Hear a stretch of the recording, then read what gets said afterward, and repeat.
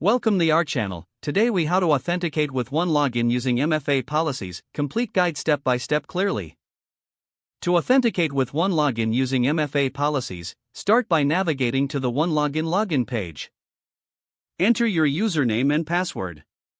Click the Sign In button. Upon signing in, you may be prompted to set up multi-factor authentication if you haven't done so already. Select your preferred MFA method from the options available.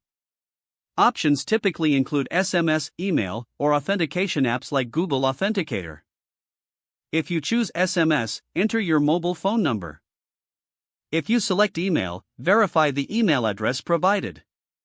For authentication apps, follow the on-screen instructions to scan the QR code. Once set up, return to the login page. Re-enter your username and password to initiate another login attempt. After clicking Sign In, you'll be prompted for your additional authentication method. If using SMS, check your phone for a verification code and enter it. For email, check your inbox for the verification email and submit the code included. If using an authentication app, open the app to retrieve the generated code. Enter the code into the OneLogin prompt and click Verify. Upon successful verification, you'll gain access to your OneLogin dashboard.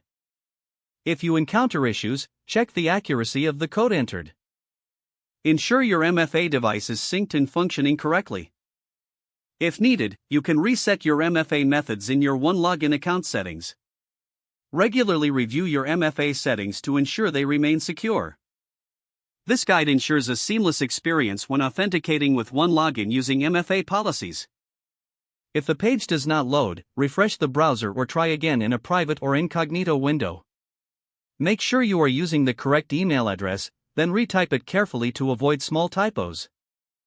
If your password is not accepted, use the reset option and create a new strong password you can remember. Check your spam folder for verification or security emails, then complete any requested confirmation steps.